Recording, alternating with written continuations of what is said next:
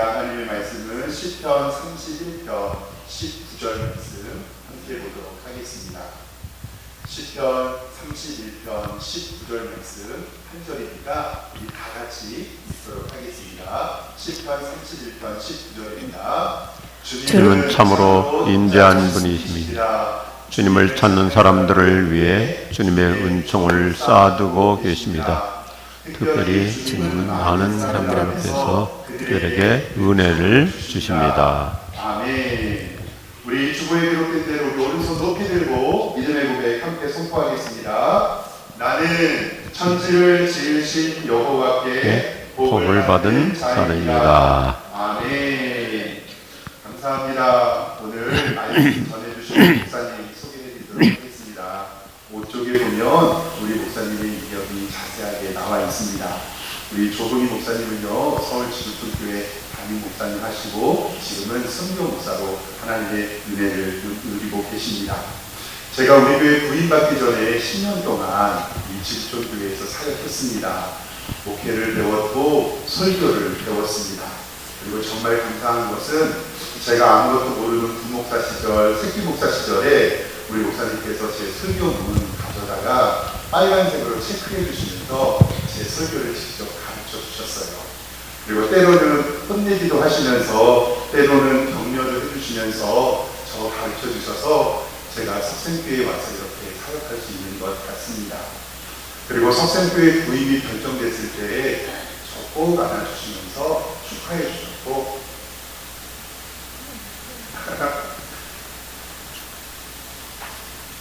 그리고 제가 가장 먼저 목사님 모시고 부흥하겠다고 하실 때 너무 기쁘게 대답해 주셨습니다.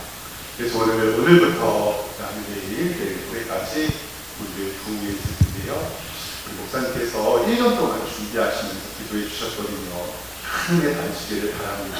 우리 목사님 나오실 때 환영한다는 의미로 큰 박수로 환영하겠습니다. 네, 감사합니다. 우리 석생께 예배 하나님께서 크게 기뻐 받으실 줄로 믿습니다. 오늘 찬양하는 참에 얼마나 참 우리 가슴에 깊은 감동을 주는 찬양이에요. 설교하지 말고 계속 찬양했으면 더 좋겠어요. 네. 교회는 잔치집입니다. 그래서 예수님께서 하나님 나라 천국을 얘기할 때는 언제나 잔치로 얘기했잖아요. 잔치인데 우리가 복음서를 보면 예수님은 교회를, 하나님의 나라를 잔치집으로 비유할 때 그냥 잔치집이 아니고 부잣집 잔치, 왕의 잔치, 큰 잔치입니다. 우리 석생교회는 모일 때마다 예배가 하나님 나라의 잔치의 현장이 될 수 있기를 축복합니다. 제가 집사님 잘 모르지만은 찬양이 얼마나 감동적이고 참 충만한 영적인 축제인 것 같습니다. 참 하나님이 기뻐하시는 예배, 하나님께서 임재하시는 교회, 오늘 예배 가운데 성령께서 각 사람에게 임재하실 줄로 믿으시면 아멘 하십시오. 예수님과 함께 드리는 예배 얼마나 좋아요. 오늘부터 부흥축제인데 제 부흥에 세 가지 특징이 있어요. 여러분들에게 놀라운 첫 번째 소식, 저의 부흥에는 갈수록 짧아진다. 두 번째, 남자들이 갈수록 많이 나온다. 오후에도 남자들 집에 있는 남편들 다 모시고 올 수 있길 바랍니다.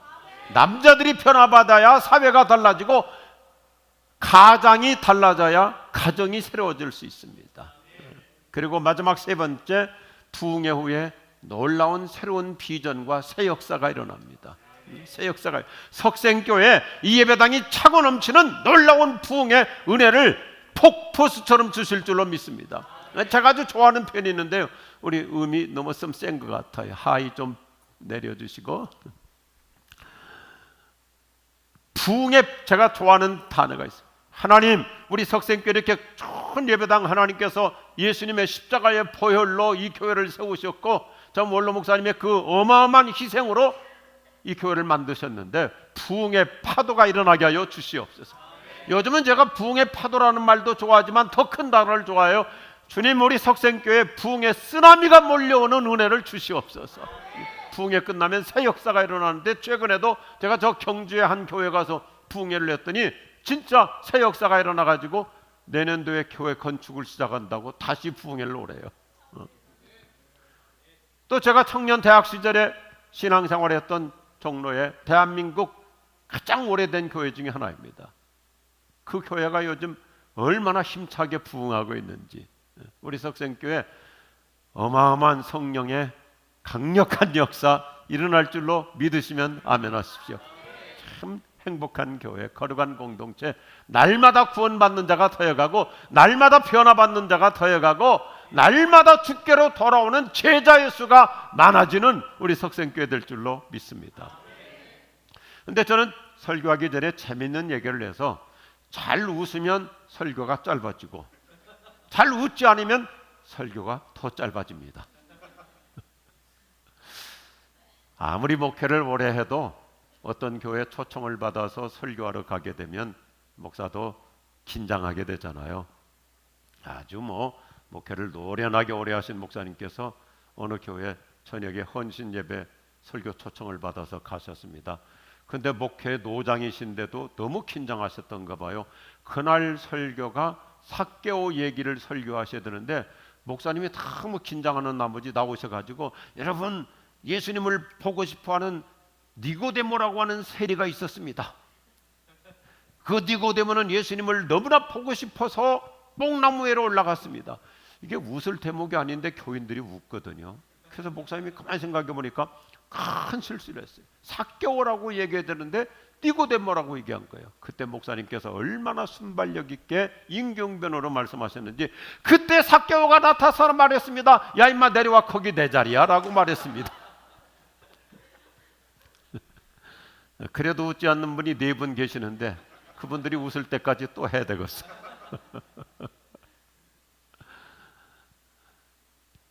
예수님께서 우리에게 8가지 복을 말씀하셨잖아요. 8복이라고 그러죠. 8복. 근데 요즘 성경이 늘어나가지고요, 9번째 복이 있다는 거 아시나요? 제9복. 설교를 짧게 하는 자는 복이 있나니 다시 초청을 받을 것이다. 그래도 웃음이 나오지 않는 분은 반드시 내적 치유를 받으실 수 있기를 바라고, 저는 이 부흥회를 참 기대하고 있습니다. 성령께서 우리에게 준비해 두신 놀라운 은혜 주실 줄로 믿으시면 아멘 하십시오. 같이 한번 하시면 좋을 것 같습니다. 맞춤형으로 은혜를 주십니다. 요즘 우리가 살고 있는 시대는 소비자 중심 시대입니다. 그래서 우리가 소비자가 원하는 대로 모든 것을 다 맞추어서 서비스하잖아요. 우리가 커피점에 가도 우리가 원하는 대로 얼마나 디테일하게 요청할 수 있습니까? 고급 커피점일수록 우리가 마음대로 요청할 수 있습니다. 제가 해외도 집회를 이렇게 가보면 재밌는 현상이 있는데, 예를 들어서 미국 같은 데 가면 그 부흥회를 초청한 교회 담임 목사님이 영어가 잘 안 되는 분일수록 주로 강사를 한국 식당만 데리고 가요. 주문하기가 쉬우니까. 그런데 우리 박성일 목사님처럼 영어 실력이 있는 목사님들은 미국 식당을 데리고 갑니다. 근데 미국 식당에 가면 주문하는 게 얼마나 디테일하고 복잡하고 영어가 돼야 주문이 가능하거든요. 그만큼 우리가 살고 있는 시대는 맞춤형 서비스입니다. 저는 한때 서브웨이라고 하는 샌드위치를 참 좋아했습니다. 벌써 구미가 당기시죠? 제 귀에는 어떤 분은 좀 배에서 쪼로록 소리가 나는 것 같은데, 왜 서브웨이를 좋아하냐면 가서 내 마음대로 원하는 대로 다 선택할 수 있습니다. 겨자를 넣어달라 빼달라, 햄을 넣는다 뺀다, 모든 것을 그 수십 개 소스 중에서 내가 원하는 것은 넣고 원치 않은 것은 빼고. 예를 들어서 우리가 맥도날드에 간다, 어디 버거킹에 간다, 롯데리아 간다 그러면 그냥 주어진 나오는 대로 먹지만, 서브웨이는 내가 알아서 골라서 내가 만들어서 샌드위치를 먹을 수가 있거든요. 각자의 옵션에 따라서 요즘 건강검진도 자기가 필요한 것만 항목을 골라서 할 수 있습니다. 신발도 맞춤형 신발. 제가 장애자들을 돌보는 사역을 하고 있는데 전동 휠체어도 보면 그 사람의 특성에 맞게, 키에 맞게, 또 여러 가지 건강 컨디션에 맞게 모든 것이 맞춤형. 요즘은요 아파트도 맞춤형으로 미리 요청해서, 요즘 젊은 층들은 참 잘합니다. 비행기를 탈 때도 벌써 항공사에서 한 달 전부터 연락이 오는 거예요. 기내식은 무얼로 할 것이냐, 사전 예약 시스템으로. 모든 것이 다 맞춤형 시대입니다. 우리 석생교는 얼마나 현대적인지 이 강대상도 맞춤형으로 돼 있어 가지고 박성일 목사님 키에 맞춰놨다가 지금 제 키에 또 맞추잖아요. 옆에 분 서로 한번 인사하시면 좋겠습니다. 우리 교회는 참 현대적이야. 할렐루야. 부족한 저를 이렇게 귀한 교회 부흥에 초청해 주신 우리 목사님과 장로님, 우리 당회 앞에 큰 감사를 드립니다. 참 하나님의 은혜가 바로 맞춤형입니다. 오늘 이렇게 많은 교우들이 주일날 와서 예배를 드리는데 각 사람에게 맞게 각자에게 모두의 필요에 따라서 나에게 가장 적합한 맞춤형 은혜를 주실 줄로 믿으시면 아멘하십시오. 하나님은 천편일률적으로 은혜를 주시는 분이 아니라 각 사람에 맞게, 그 사람의 컨디션에 맞게 오늘 나의 모든 영적 상황에 맞는 은혜를 주님은 준비해 주셨다가 각자에게 최상의 은혜 주실 줄로 믿습니다. 빈들의 마른 불같이 시들은 나의 영혼. 그 다음이 중요합니다. 오늘의 흡족한 은혜 주실 줄 믿습니다. 오늘의 흡족한 은혜 주실 줄로 믿으시면 아멘 하십시오. 참 찬송가라는 게 좋잖아요. 도널드 맥콜라라는 분이 거침없는 은혜라는 책을 썼는데 굉장히 좋은 책이죠. 잘 보세요. 하나님의 은혜는 공평하지 않다. 이게 무슨 얘기예요? 이거 신학적으로 문제가 있는 표현이잖아요. 하나님의 은혜는 공평해야죠. 누구에게든지 남녀노소, 뭐 가난한 사람, 부자, 뭐 건강한 사람, 아픈 사람, 누구를 막론하고 똑같이 은혜를 주셔야 되는데 왜 이 신학자는 하나님의 은혜는 공평하지 않다고 얘기하느냐? 핵심이 중요한 거예요. 왜 공평하지 않은가? 은혜는 주시는 분의 문제가 아니라 구하는 사람에게 문제가 있는 겁니다. 간절히 구하는 사람에게는 하나님께서 풍성한 은혜를 주시고, 은혜를 구하지 않는 자에게는 은혜를 안 주시고, 하나님 앞에 금식하며 아까 우리 기도했던 형제처럼 금식하며 갈망하며 사모하며 하나님의 은혜를 목말라 하는 사람에게는 흡족한 은혜를 주시고, 주일날 교회 나오는데도 아무런 은혜를 필요로 하지 않는 사람에게는 하나님이 은혜 주실 일이 없는 거죠. 이런 면에서 맥컬라우가 하나님의 은혜는 공평하지 않다, 참 적합한 표현입니다. 제가 참 좋아하는 표현이 있어요. 우리말 속담에 나는 놈 위에, 뛰는 놈 위에 나는 자가 있다 그랬잖아요. 그런데 저는 그 다음 하나 더를 문장을 만들어서 좋아합니다. 뛰는 자보다, 나는 자보다 더 중요한 자가 어떤 사람이냐면 붙어 다니는 자. 붙어 다니는 자. 자, 부산에 살고 있는 파리가 석생교회를 오고 싶은 거예요. 근데 파리가 날라서 몇십 미터나 나르겠어요. 뭐 바람 때문에 못 오지요. 또 파리가 무슨 힘이 있습니까? 여기까지 어떻게 와요, 부산에서? 그런데 부산에서 여기까지 오는 방법 너무 간단해. KTX 의자에 딱 붙어 있으면 돼.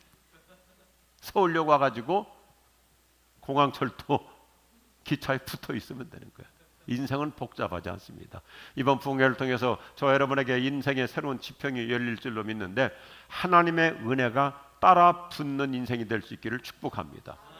다 비슷합니다. 사람이 뭐 거기서 거기이고 학벌, 지식, 건강, 나이가 먹어갈수록 다 평준화가 이루어지지 않습니까? 모든 게 다 토진 계친입니다. 거기서 거기입니다. 그런데 어디에서 인생의 격차가 벌어지느냐?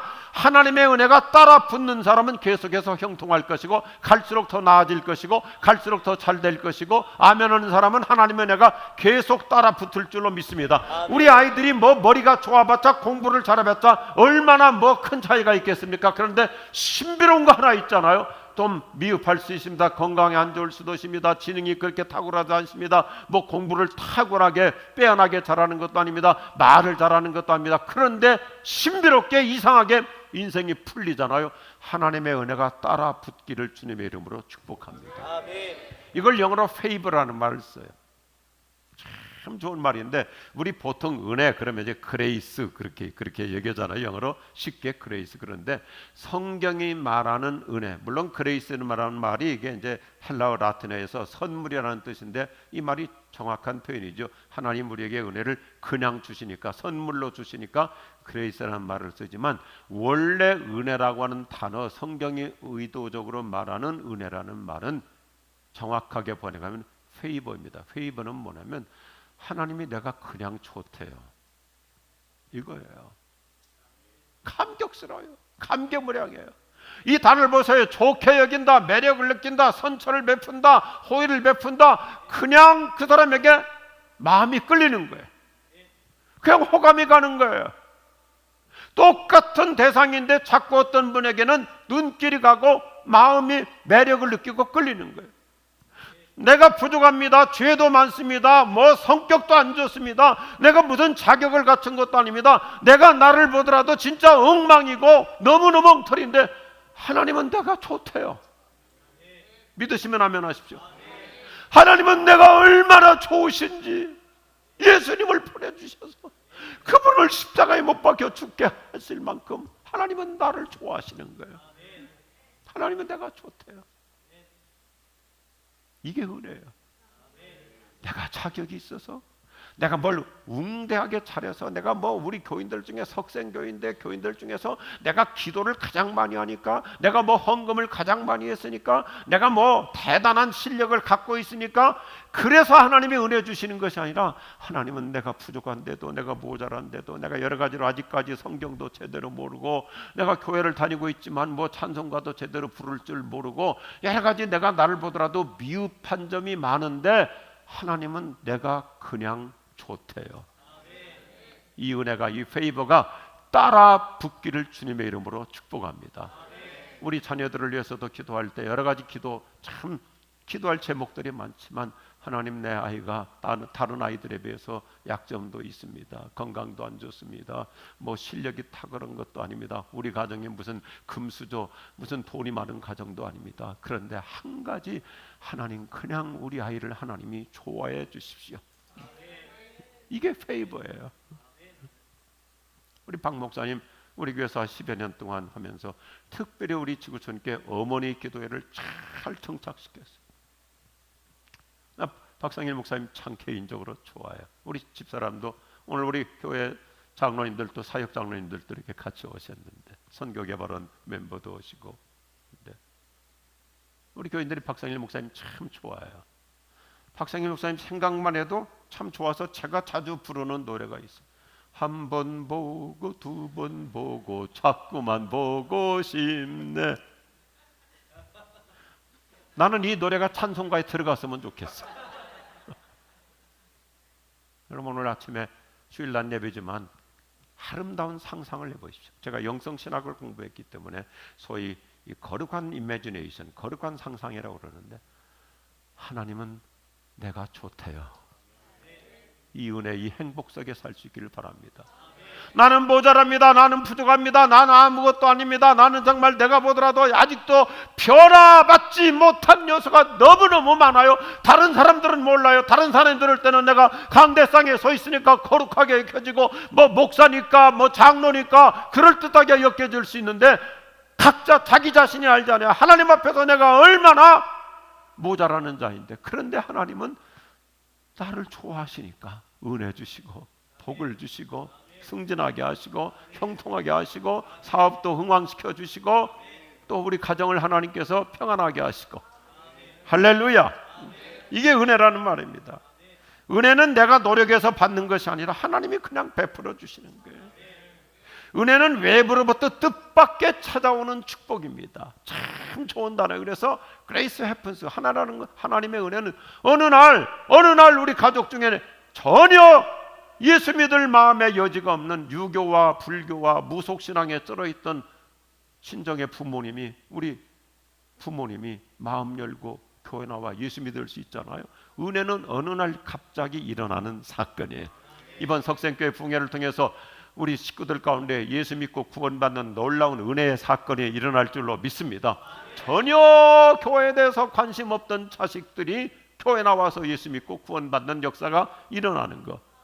은혜는 뜻밖의 찾아오는 신성한 축복. 이게 기독교만이 갖고 있는 유일한 특성입니다.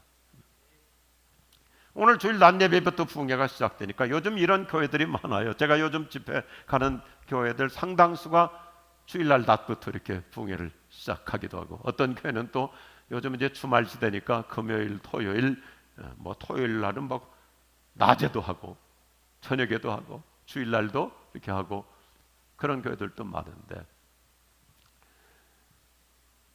영국의 옥스퍼드에서 뭐 세계적인 석학들이 모이는 학교잖아요. 그것도 교수님들이 세계적인 각 학문의 전문가들이 어느 방의 교수실에 모여가지고 이 세상의 종교의 특성을 정의하는 거예요. 불교의 특성, 이슬람교의 특성, 유교의 특성, 그렇게 한마디로 다 정의하는데, 내노라고 하는 석학들이 모여가지고 기독교의 특성을 한마디로 뭐라고 정의하면 좋을까? 뭐 우리가 흔히 말하는 사랑 갖고도 다 안 되는 것 같은데 뭐라고 하면 좋을까? 그러는데 때마침 옥스퍼드의 최고의 세계적인 석학이었던 C.S. 루이스라는 분이 원래 다른 방으로 가야 되는데 실수해가지고 길을 잘못 들어서 복도를 지나가다가 듣는데 교수들끼리 막 옥신각신 하는데 종교에 대해서 여러 가지 토론을 하고 있는 얘기를 듣게 돼요. 그래서 C.S. 루이스가 예고도 없이 그냥 잘못된 길로 왔다가 복도로 왔다가 그 방문을 노크하고 들어가서 뭘 그렇게 진지하게들 토의하십니까? 그러니까 이 세계 모든 종교의 특성을 정의하는데 기독교의 특성을 아직까지 한마디로 압축을 못하고 있다고 그러니까 C.S. 루이스가 역사에 남는 해답을 주는 거예요. 기독교의 특성은 한마디로 은혜라고 말할 수 있지 않을까요? 은혜잖아요. 나 같은 죄인을 구원하신 것이 하나님의 은혜이고, 오늘도 나 같은 사람 기도도 할 줄 모르는데 내 어설픈 기도도 응답해 주시는 분이 하나님이시고 전적인 은혜이죠. 하나님께서 때가 되니까 여러 프로세스를 거쳐서 석생교회 박상일 목사님을 보내주셔서 이렇게 주일날마다 새 가족 새 신자들을 보내주셔서 전도 성장을 이루는 것도 하나님의 은혜인 줄로 믿으시면 아멘하십시오. 은혜라는 말이죠. 기독교의 특성은 딱 한마디로 은혜. 은혜로다 주의 은혜 변함없이 신실하신 주의 은혜. 할렐루야. 아까 우리 특성한 자매들 피아노 치고 얼마나 훌륭한지. 제가 어디 주로 저는 이제 어려운 교회들을 가거든요. 통일민 교회들, 러시아 이주민 교회들, 장애인들 단체들, 어디든지 가면 지방까지도 따라와서 찬양하고, 피아노 반주하는 우리 봉소라 집사는 아기 난 지 이제 100일밖에 안 됐어요. 근데 애도 남편한테 넘겨놓고 교회 와서 이렇게 반주하고, 오후에도 또 특성 또 한대요. 할렐루야. 은혜죠. 우리 뭐 신앙생활 복잡하지 않아요. 기도라는 것을 너무 힘들게 어렵게 추상적으로 생각하지 마세요. 그냥 우리는 날마다 이렇게 한마디 하면 돼요. 주여 은혜를 주옵소서. 내가 다른 사람들보다 더 부족합니까? 모자랍니까? 건강이 안 좋습니까? 약합니까? 불리합니까? 회사에서도 뭐 연말이 되면 또 많은 사람들 경쟁자들이 있고 승진 대상자들에서 내가 밀릴 수 있습니다. 우리 아이들이 학교를 가야 되는데, 대학을 가야 되는데, 앞으로 취직해야 되는데, 여러 가지로 뭐 내세울 게 특별한 게 없다고 생각합니까? 아주 간단해요. 그러면 주님, 저에게는 더 큰 은혜를 주옵소서. 다른 사람에게 50%의 은혜가 필요하다면 저에게는 200%의 은혜를 주옵소서. 은혜 위에 은혜를 주옵소서. 요한복음 1장에 보면 예수님께서 우리에게는 얼마나, 예수님은 우리에게 은혜 가지고도 모자랄 수 있기 때문에 예수님은 요한복음 1장 12절에서 은혜 위에 은혜를 주러 오신 줄로 믿으시면 아멘 하십시오. 건강이 안 좋습니까? 여러 가지로 지금 내가 불리한 상황이 있습니까? 해법은 간단한 거예요. 하나님, 저에게 은혜 위에 은혜를 주옵소서. 엘리사가 기도했던 거, 하나님, 우리 엘리야 선생님을 통해서 요청하는 거예요. 다른 친구들에게 은사를 주신다면 저에게는 갑절의 은사를 주시옵소서. 오늘 이번 부흥회를 통해서 주님께서 엄청난 은혜, 각 사람에게 맞는 맞춤형으로 은혜 주실 줄로 믿습니다. 첫째 같이 하겠습니다. 준비해 놓으신 은혜를 주십니다. 준비해 놓으신 은혜를 주십니다. 제가 성경 중에 가장 좋아하는 말씀 중에 하나가 바로 오늘 본문으로 선택한 시편 31편 19절 말씀인데 얼마나 멋있는 말씀이에요. 우리를 위해서 하나님은 은혜를 쌓아놓고 계십니다. 예배해 놓고 계십니다. 이 말이 저는 성경을 읽다가 이 깊은 메시지를 더 심도 있게 깨닫고 싶으면 여러 번역 성경들을 보거든요. 왜냐하면 학자들이 다 분야별로 전문가들이 연구해서 이렇게도 번역할 수 있고 저렇게도 표현할 수 있고 언어라는 것을 번역할 때는 그렇게 쉬운 일이 아니거든요. 그러니까 다양한 모든 학자들이 다양하게 번역하는데 오늘 이 말씀을 얼마나 다채롭게 번역하는지 우리를 위해서 쌓아두신 은혜, 예비해 두신 은혜, 마련해 두신 은혜, 저장해 두신 은혜, 숨겨 두신 은혜 오늘 우리에게 아낌없이 주실 줄로 믿으시면 아멘하십시오. 그래서 구약시대의 성전을 뭐라고 해야 합니까? 교회를 시운소라고 얘기했어요. 시운소, 베풀 수 있자 은혜연 자, 은혜를 베푸는 거. 주님의 존전에 나오기만 하면, 하나님 앞에 나오기만 하면 우리 한국교회는 더욱더 하나님께서 풍성한 은혜를 주시는 것이 뭐냐면 새벽마다 나와서 새벽기도 때 구하는 자에게 간밤에 쌓아두신 은혜 주실 줄로 믿으시면 아멘 하십시오. 옛날 구약시대 만나 똑같잖아요. 하룻밤 자고 아침에 일어나 보면 소복하게 떡이 내려있고 메추라기 새들이, 바다 새들이 내려와 있고 쌓아두신 은혜 주시는 거예요. 똑같아요. 자, 우리 보통 은행에 카드가 있고 전 이건 이제 체크 카드라고 그러는데 ATM 기기에 가가지고 내가 넣으면 그 내 통장에 돈이 있는 만큼 얼마든지 뽑아 쓸 수 있잖아요. 내 통장에 1,000만 원이 있어요. 그러면 50만 원 뽑아 쓸 수 있고 100만 원도 뽑아 쓸 수 있고 500만 원도 뽑아 쓸 수 있고 여러분 하나님의 은혜의 체크카드는 한도액이 없는 줄로 믿으시면 아멘이죠. 구하는 만큼 주시는 거예요. 달라는 대로 주시는 거예요. 필요한 만큼 주시는 거예요. 오늘 말씀은 아주 간단해요. 누구에게 은혜 주시는가? 오늘 시편 31편을 보니까 주님을 경외하는 사람에게, 하나님 앞에 찾아 나오는 사람에게, 오늘 주일날도 좋은 데 가지 않고 내 리조트 가지 않고 골프 치러 가지 않고 하나님 앞에 예배하러 나온 자들에게 주님은 지난 한 주일 동안 은혜를 쌓아놓으신 거예요. 그 은혜 소복하게 주실 줄로 믿습니다. 듬뿍 주실 줄로 믿습니다. 하나님은 우리를 마지 못해서 은혜를 그냥 짜내서 억지로 주시는 분이 아니에요. 기쁨으로 흥겹게 주세요. 산더미처럼 쌓아두신 은혜를 기꺼이 베풀어 주십니다. 마치 창고에다가 물건을 그 물류센터 뭐 쿠팡이든지 쫙 쌓아놓고 있으니까 우리나라처럼 전 세계에서 이런 나라가 어디 있습니까? 저녁 10시에 주문했는데 새벽 4시면 태문 앞에 와 있잖아요. 왜 그렇습니까? 물류창고에다 다 분야별로 품목별로 다 쌓아놓고 있으니까. 하나님의 은혜는 지금 하늘에 쌓아놓고 있는 거예요. 그런데 요즘은 은혜 받기가 더 쉬워요. 왜냐하면 수많은 사람들이 은혜를 안 구하고 있어요. 교회 안 오고 다 놀러가고 다 코로나 이후로 지금 한국교회가 그냥 계속 곤두박질하고 있잖아요. 여전히 교회 안 나오는 사람들, 교회 떠나는 사람들 얼마나 많아요. 그러니까 우리는요 예수 믿기가 더 좋은 시대예요. 하도 사람들이 은혜를 구하지 않으니까 우리는 구하기만 하면 하나님께서 그냥 야 어차피 지금 이렇게 쌓여 있는 거 한꺼번에 주마. 이번 석생교회 붕회를 통해서 우리에게 넘치도록 풍성한 은혜를 무제한으로 무한정 주실 줄로 믿으시면 아멘 하십시오. 그래서 교회 앞에 나올 때마다 오늘 성경 말씀이 뭐예요? 하나님을 경외하고 예배하는 자, 하나님 앞에 나와 구하는 자에게 쌓아두신 은혜를 주신다.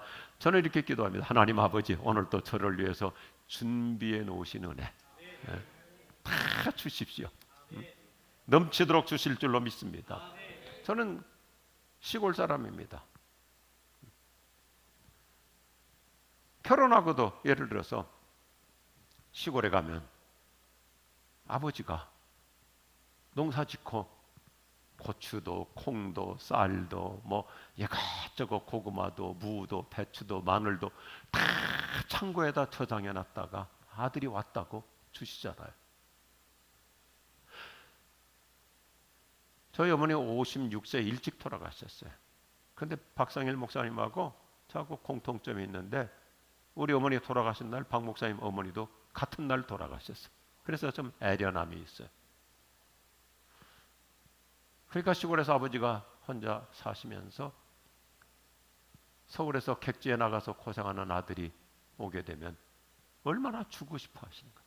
있는 대로 다 주고 싶어 하는 거예요. 그래서 시골 내려갈 때는 꼭 뭐 다른 차도 없었지만 교회 옛날 봉고차라고 그랬잖아요. 봉고차를 가져가요. 왜요? 많이 싣고 오려고. 승용차 가져가면 많이 못 실고 물론 승용차도 없었지만 가득 싣고 오는 거예요. 아니 인간의 부모님도 자식들이 친정에 오고 자기 집에 오면 뭐라도 주고 싶어 하잖아요. 뭐라도. 저희 집사람도 보면 뭐 좀 선물이든지 뭐지 들었다 하면 크크 분류하니라고. 이건 딸 거, 이건 아들 거. 근데 남편 건 별로 없더라고. 여하튼 주고 싶어 하잖아요. 맞춤형으로 은혜를 주시는 주님, 준비해 놓으신 은혜 우리에게 한량없이 주실 줄로 믿으시기 바랍니다. 두 번째 같이 하죠. 때에 맞는 은혜를 주십니다. 히브리서 4장 16절을 보니까 그러므로 지체 자비하심을 얻고 필요할 때 도우시는 은혜를 얻기 위하여 은혜의 보좌 앞에 담대히 나갑시다. 여러분 은혜가 필요합니까? 더 응답이 필요합니까? 여러 가지로 하나님께서 도와주시기를 원하십니까? 그러면 시도 때도 가리지 말고 주의 존전 앞에 나오십시오. 여기 보니까 하나님 앞에 나오기만, 은혜의 보좌 앞에, 우리 옛날 성경 그렇게 되죠. 은혜의 보좌 앞에 나오기만 하면 때를 따라 은혜를 도와주신다. 그래서 우리 박상일 목사님, 우리 지구촌교회에서 아주 훌륭하게 목회 통역을 잘했고 또 목회 기초 다지기를 아주 잘했어요. 그래서 우리 지구촌교회 예배당 뭐 도둑도 여러 번 맞았어요. 뭐 이것저것 다 훔쳐가는 사람들 많이. 그래도 예배당 교회 문 안 닫았습니다. 왜요? 지나가다가도 잠깐이라도 예수 안 믿는 사람도 예배당 들어가 볼까 와가지고 하나님 앞에 앉아만 있어도 하나님께서 준비해 놓으신 은혜를 주시거든요. 때를 따라줘요. 그러니까 여러분이 여튼 하루에 한두 번이라도 여차하면 집에 가다가도 교회를 들리세요. 시은소 은혜의 보좌 앞에 와가지고, 그러면 주님은 필요한 은혜를 주신다 그랬는데, 이게 때를 따라 도와주신다는 말이 참 좋은 말이, 이 때를 따라 도와주신다. 우리 피아니스트 우리 봉소라 우리 집사가 지금 어린 아기를 키우고 있으니까 이 단어가 다 실감나요. 이 단어가 원래 뜻이 뭐냐면 엄마가 아이에게 아주 민감하죠. 엄마는 애가 뒤치덕거려도 자는 것 같아도, 엄마가 깊은 잠이 들어있는 것 같아도 얘가 지금 기저귀를 갈아줘야 되겠구나, 얘가 지금 젖을 달라는구나, 얘가 지금 열이 좀 있는 것 같구나. 그래서 얼마나 신속하게 아이의 상태에 따라서 곧바로 도와주잖아요. 곧바로. 그 단어입니다. 한번 따라합시다. 하나님은 제때 도와주신다. 우리말 성경 가운데 여러 번역 성경 있잖아요. 쉬운 성경도 있고 우리말도 있고 개역도 있고 표준도 있고. 그런데 세 번역에서 아주 멋있게 번역했다. 한 번 더 합시다. 하나님은 제때 도와주신다. 제때에 도와주신다. 믿으시면 아멘 하십시오. 아멘. 하나님은 우리에게 이렇게 말씀하지 않아. 내가 깜빡했어. 내가 딴 생각하니라고 네가 필요할 때 내가 못 도와줬네. 그런 게 아니고, 하나님은 나에게 가장 적합한 때, 나에게 가장 필요한 때, 제때에 때를 따라 때에 맞게 도와주실 줄로 믿으시면 아멘 하십시오. 아멘. 이게 하나님의 은혜예요. 아멘. 얼마나 좋아요. 한번 아멘. 상상을 해보십시오. 오늘 설교 아주 간략하게 제가 좀 줄여서 하겠습니다. 난 예비이기 때문에. 하나님은 나를 위해서 은혜를 항상 준비해 놓고 계세요. 그러니까 내가 원하기만 하면, 구하기만 하면 기꺼이 주십니다. 쌓아놓고 계시니까 체크카드 ATM 기기에다 넣으면 돈이 나오는 것처럼 하나님 앞에 나와서 구하는 대로 주시는데, 하나님은 어떻게 도와주신가?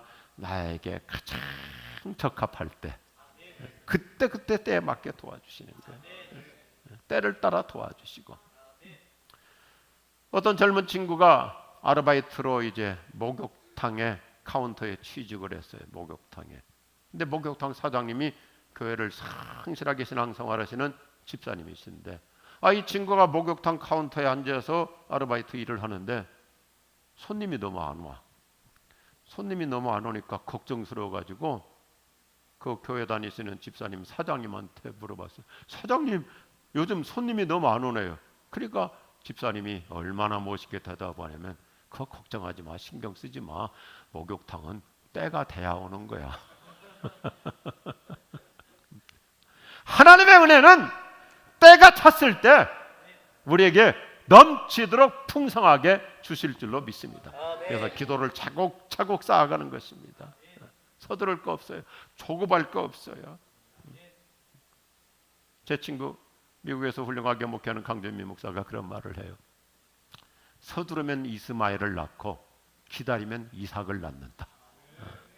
아브라함이 그때 조금만 더 기다렸으면 되는데 서둘러 가지고 이스마엘을 낳아가지고 오늘까지 중동 문제는 예수님 오실 때까지 풀리지 않는 거예요. 조금만 기다렸으면 이삭이 나오는데, 우리가 보면 한국 사람들의 약점이 뭐냐면 조금만 더 기다리면 되는데 실컷 기도해놓고 서두르다 보니까 그동안 인내하고 그동안 오랫동안 잘 참았던 거 그냥 한순간에 무너질 수 있잖아요.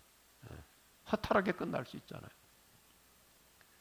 제가 그래서 늘 좋아하는 찬양이 있어요. 우리 예수 믿는 사람은 조급할 거 없어요. 기다려 그때를 주의 뜻이 이루어지기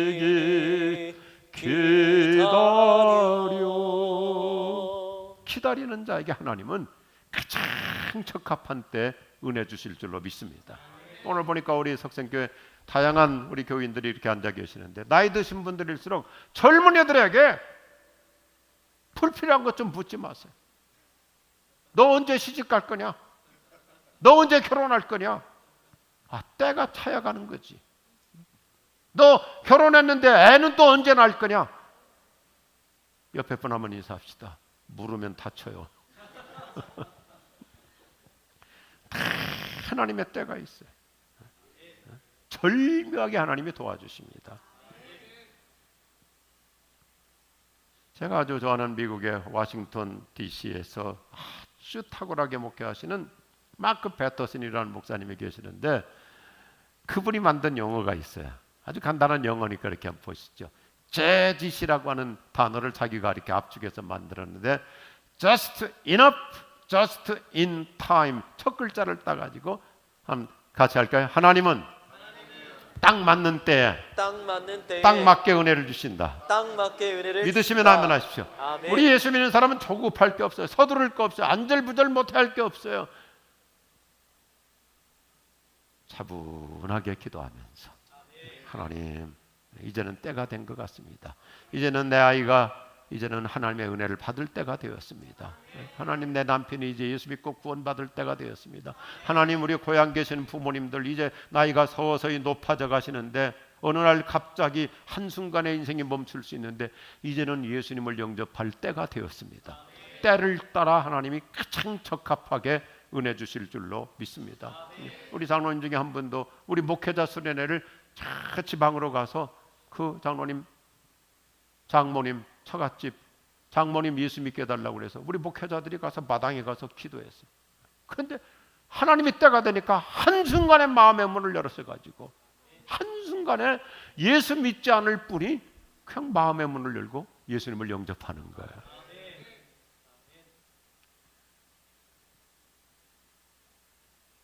그래서 하나님께서는 우리에게 때에 맞게 은혜를 주시는데, 그냥 은혜를 주시는 것이 아니라 아까도 말씀드렸지만 요한복음 1장 12절에 보면 예수님께서 우리에게는 얼마나 큰 환상과 비전을 품게 하시는지 그냥 마지못해서 주시는 것이 아니라 은혜 위에 은혜를 주신다. 이 말은 성경학자들이, 훌륭한 신학자들이 이 단어는 현재 진행형으로 되어 있어요. 끝나지 않는 거예요. 그 전껏 다시 보여줘. 은혜를 주시는데 계속해서, 그래서 영어 성경을 보면 grace upon grace upon grace, gift after gift after gift after gift after gift, 아멘 할 때까지 제가 계속해야 되니까 하나님의 은혜는 어쩌다 한 번 주시는 게 아니고 뭐 우리 간증이라는 게요, 뭐 옛날 사건 가지고 간증하는 게 아니라 지난주에도 은혜를 주셨고 이번 주도 은혜를 주실 것이고 다음 주도 은혜를 주실 것이고 앞으로 내 인생의 70대에도 80대에도 하나님의 은혜는 마르지 않고 계속 주실 줄로 믿습니다. 그래서 하나님의, 예수님은 뭐라고 말씀해? 하나님의 은혜는 끝나지 않는다. 그래서 현재 진행형이라는 말을 쓰는 거예요. 현재 진행형. 진행시켜 주십시오. 현재 진행형. 그래서 계속해서 은혜를 주시는 분. 은혜로다 주의 은혜 변함없이 풍성하신 주의 은혜 변함없이 고갈되지 않고 풍성하게 넘치도록 계속해서 은혜 위에 또 은혜, 더 큰 은혜, 한량없는 은혜 계속 주실 줄로 믿습니다. 그래서 우리 예수 믿는 사람들은 세상 사람들하고 영성이 달라요. 여유가 있어요. 왜요? 우리 지금까지 살아오시면서 은혜 체험해봤잖아요. 수시로 체험했잖아요. 우리 장로님 그렇잖아요. 그동안 은혜 주셨고 그 은혜가 이제 끝난 게 아니라 또 은혜 주시고 다음에 또 더 큰 은혜 주시고 새로운 은혜 주시고 넘치는 은혜를 주시고. 그래서 제가 좋아하는 단어가 있어요. 그게 성경에 나오는 말이에요. 하나님께서 아들 예수님에게 성령을 주시는데 한량없이 주셨다 그랬어요. 한량없이 무제한으로 주셨다 그랬어요. 무제한으로 제한 두지 않고 무한정. 하나님의 은혜는 내 인생에, 우리 가정에 내 대로 끝나지 않고 우리 자녀들에게, 우리 후대들에게 끝나지 않고 계속 이어질 줄로 믿습니다. 마지막 세 번째 하시죠. 더 좋은 말씀에 따라서입니다. 은혜를 넘치게 주십니다. 넘치게 주십니다. 오늘 고린도후서에 보니까 하나님은 여러분에게 모든 은혜를 넘치게 하실 수 있는 분이 있습니다. 바울의 생생한 간증입니다. 바울은 무슨 추상적으로, 이론적으로, 철학적으로, 형이사학적으로 얘기하는 게 아니라 바울이 자신의 목회 현장 속에서 선교 사역 그 현장에서 끊임없이 체험했던 게 뭐냐면 하나님의 은혜는 넘치는다. 하나님은 모든 것이 넉넉한 분이시니까 넘치게 하신다 그랬습니다.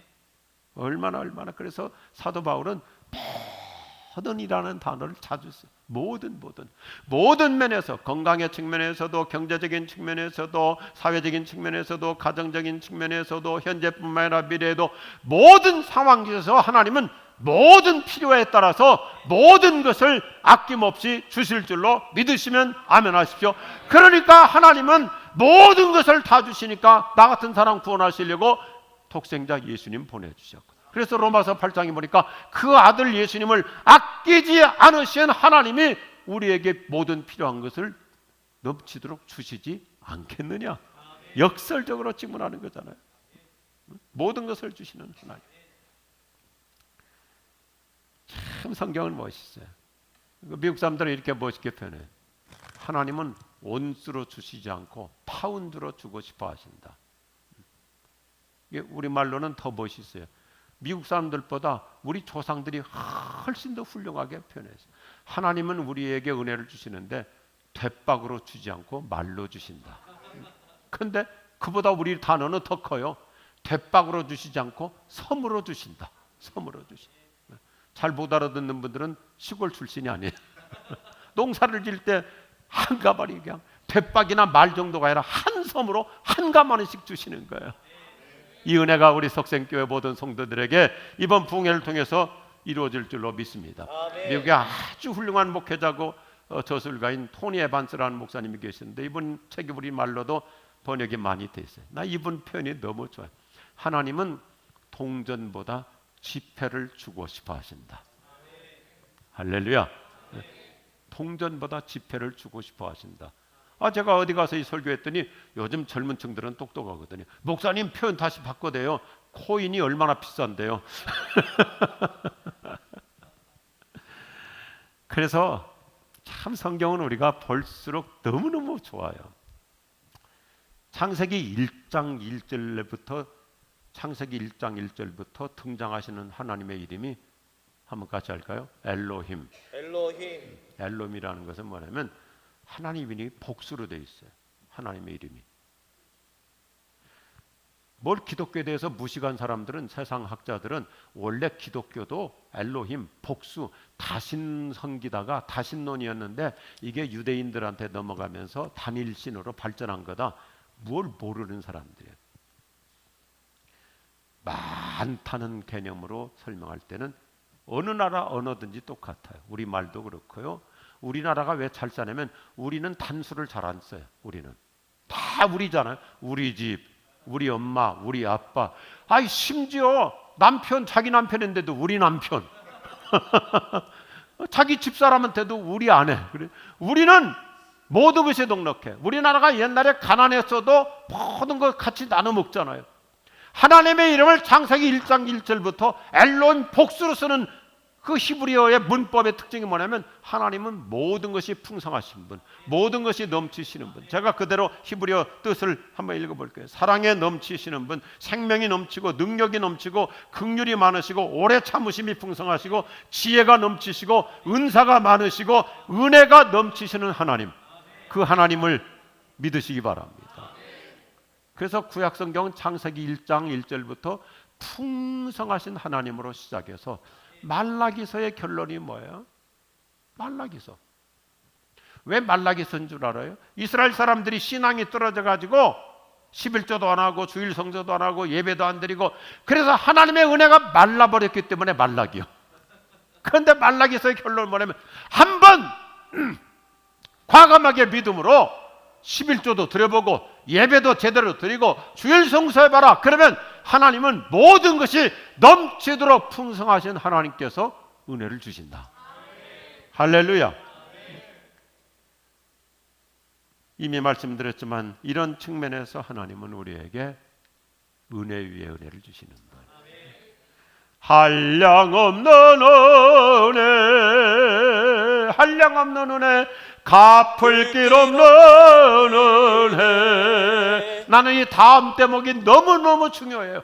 내 삶을 애워싸는 하나님의 은혜. 내 삶을 애워싸는 하나님의 풍성한 은혜가, 넘치는 은혜가, 마르지 않는 은혜가 내 삶을 애워쌀 수 있기를 축복합니다.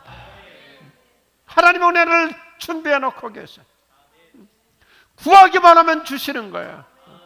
때를 따라 주시는 거예요. 그때그때 주시는 거예요. 오늘 또 은혜 주시고 내일 또 은혜 주실 줄로 믿습니다. 이번 주간에도 사업의 현장 속에서 일터에서 변함없이 하나님은 풍성한 은혜 주시는데 오늘 말씀의 결론이 뭐냐면 한 번 더 합시다.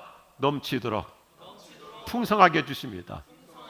내 삶을 하나님의 은혜가 애워싸고 있는 줄로 믿으시면 아멘 하시죠. 얼마나 우리 인생은 보장된 인생입니까? 얼마나 간단해요. 저는 40년 넘게 공산권 선교에 출력하고 있습니다. 구소련 때부터, 구소련 시절부터 참 위험했죠. 지금까지 변함없이. 그래서 우리 교회에서는 러시아 사람들 지금도 열심히 섬기고 있고, 지난주간에도 인천 연수구에 또 아주 좋은 건물 하나 계약을 하고 왔는데, 그래서 러시아 많은 지도자들 우리 교회가 초청했어요. 지금도 뭐 열심히 뒷바라지하고 있고, 우리 석성교회도 끊임없이 선교적 부흥이 일어날 줄로 믿습니다. 오늘 오후에 그 문제 좀 다룰 것인데, 러시아라는 나라가 저렇게 우크라이나 침공하고 전쟁을 일으켜도 푸틴 정권이 쉽게 무너지지 않는 게 자원이 많잖아요. 자원이. 가스를 갖고 있으니까. 유럽이 뭐 나토, 프랑스, 독일을 중심해서 나토 연합군들이 큰 소리 치다가도 이렇게 겨울만 되면 다 꼬리를 내리는 게 러시아에서 가스 안 주면 유럽 다 얼어 죽거든요. 그러니까 어쩔 수 없는 거예요. 러시아는 뭐 자원이 그냥 즐겨. 우리는 예를 들어서 석탄 하나 캐려고 해도 옛날 우리 했을 때 탄광 사건이 많잖아요. 막 몇백 메타 뚫고 들어가야 그 무엔탄 석탄 캐가지고 올라오는데 러시아는 그냥 평지에 불도저가 가서 밀면 다 석탄이고 모든 자원이 뭐 온갖 자원을 다 갖고 있어요. 그런데 공산주의가 러시아를 가난뱅이 나라로 만들어 구소련이 그래서 한순간에 무너지고 말잖아요. 이 소련 사람들, 러시아 사람들을 한국에 우리가 초청해서 데리고 왔는데, 이 러시아 사람들은요, 러시아 말이 어려워요. 굉장히 세계에서 어려운 단어 중에 하나예요. 언어와 문자가 어려운 나라일수록 문학이 발달해요. 왜요? 표현력이 다양하잖아요. 어휘가 어려우니까. 그래서 프랑스 문학이, 프랑스어가 어렵거든요. 일본어가 처음에는 배우기 쉽다고 하는데 웃으면서 공부했다가 울면서 나온다고 그러잖아요. 들어갈수록 어렵으니까. 그러니까 이 문학적인 배경이 있어요. 노벨 문학상을 받는 나라들이 독일, 프랑스, 일본, 뭐 영어 그렇지만, 그리고 러시아가 훌륭한 문학가들이 참 많잖아요. 그만큼 나라가 언어가 어려우니까 어휘가 풍성해지는 거예요. 러시아 사람들은 얼마나 말을 잘하는지 아세요? 말을 기가 막히게 해요. 예수 믿은 지 30분만 되면 3시간을 간증할 수 있어요. 그렇게 말을 잘해요. 그런데 러시아는 그렇게 자원이 많은데 공산주의가 다 망가뜨려 버렸잖아요. 뭐 북한 똑같죠. 북한이 우리 남한보다 훨씬 더 자원이 많은데 세상 얼마나 가난하게 살고 있습니까? 러시아 사람들이 한국 와가지고 보니까 한국은 도대체 자원이라는 게 없잖아요. 기름 한 방울 안 나오고 아무것도 없어요. 뭐 지하 자원이 있습니까? 천연 자원이 있습니까? 아무것도 없는데 한국은 너무 잘 살고, 자기들은 그렇게 기름도 많고 가스도 많고 뭐 온갖 천연 자원을 다 갖고 있는데 가난하고, 밖에 나가면 뭐 없어요. 러시아 사람들이 기가 막히게 말을 해요. 이렇게 말해요. 우리 러시아 땅에는 없는 게 없는데 도대체 있는 게 없어. 한국으로 와보니까요, 있는 게 없는 나라인데 나갔다 하면 없는 게 없어. 길거리에 나가면 모든 게 다 있어요. 하나님의 은혜 주시면 아무것도 없는 대한민국 세계 IT 강국이 돼 있고 경제 강국이 돼 있고, 요즘은 우리나라가 첨단 이런 시스템으로 미리부터 또 북한 덕분에 우리가 이제 전쟁 무기들을 개발하다 보니까 전 세계 무기 시장을 우리가 다 쓸고 있잖아요. 하나님의 은혜인 줄로 믿습니다. 하나님이 은혜 주시면, 여러분 내가 뭐 자본금이 얼마냐, 뭐 우리 부모님은 금수저가 아니고 흙수저다, 그런 거 신경 쓰지 마세요. 여러분 자녀들 앞에서 우리 부모님들 경제적으로 뭐 이렇게 아직 내가 넉넉하지 못하다, 그거 염려할 거 없어요. 나는 부족하지만 우리 하나님 풍성하신 줄로 믿습니다. 풍성한 은혜를 베풀어 주시는 참 좋으신 나의 하나님. 오늘 주일 낮 예배 좀 부흥회이기 때문에 좀 설교를 길게 했는데, 오늘 첫 시간부터 하나님은 나에게 쫀쫀하게 은혜 주시지 않고 인색하게 은혜 주시지 않고 풍성한 은혜 주실 줄로 믿으시면 아멘 하십시오. 내가 오늘 집에 가기도 전에 하나님의 은혜가 우리 가정 에워쌀 줄로 믿습니다. 하나님의 은혜가 우리 자녀들 에워쌀 줄로 믿습니다. 어떤 집은 부자라서 뭐 고급 과외 시키고 애들 막 비싼 그런 학원에 보내고 나는 뭐 제대로 뒷바라지 못해준다, 신경 쓰지 마세요. 하나님의 은혜가 우리 아이들 에워싸면 형통할 줄로 믿습니다. 풀릴 줄로 믿습니다. 앤디 스탠리라고 하는 미국의 아주 훌륭한 지도자가 하나님의 은혜라고 하는 책에서 교회야말로 은혜를 넘치게 하는 것, 저는 이 석생교회가 오면 저도 얼마나 가슴이 흥분되는지. 저 다리를 건너면서도 거기도 한 15,000세대가 아파트가 있고, 또 여기 오니까 지금 큰 아파트 건축 이루어지고 있고, 하나님께서 이런 미래 청사전을 가지고 석생교회 이 자리에 세워주신 줄로 믿으시면 아멘 하십시오. 예수 믿겠다고 하나님께서 이 교회 주변으로 이렇게 좋은 아파트가 또 들어오고요. 하나님의 은혜가 흘러넘치는 우리 교회 될 줄로 믿습니다. 그래서 우리 동네 사람들이 석생교회 보기만 해도 소문이 나야 되는 거예요. 소문이. 야, 석생교회만 가면 사람들이 은혜 받는다고 하더라. 석생교회만 가면 변화 받는다고 하더라. 석생교회는 예배당 의자에 앉아만 있어도 하나님의 은혜가 내려온다고 하더라. 이런 놀라운 하나님의 은혜가 넘치는 교회가 될 줄로 믿습니다. 은혜가 흘러넘치는 축복의 사람, 오늘 상상을 해보십시오. 하나님은 나를 위해서 은혜를 쌓아놓고 계십니다. 준비해놓고 계십니다. 나오기만 하면 베풀어 주십니다. 구하는 만큼 하나님께서 때를 따라 때에 맞게 그때그때 제때에 은혜 주시는데, 우리 하나님은 그냥 마지못해서 쫄쫄 은혜를 주시는 것이 아니라 흘러넘치도록 풍성한 은혜를 우리에게 한량없이 주실 줄로 믿습니다. 우리 잠깐 오랜 동안 앉아 계셨으니까 다 일어나셔서 한량없는 은혜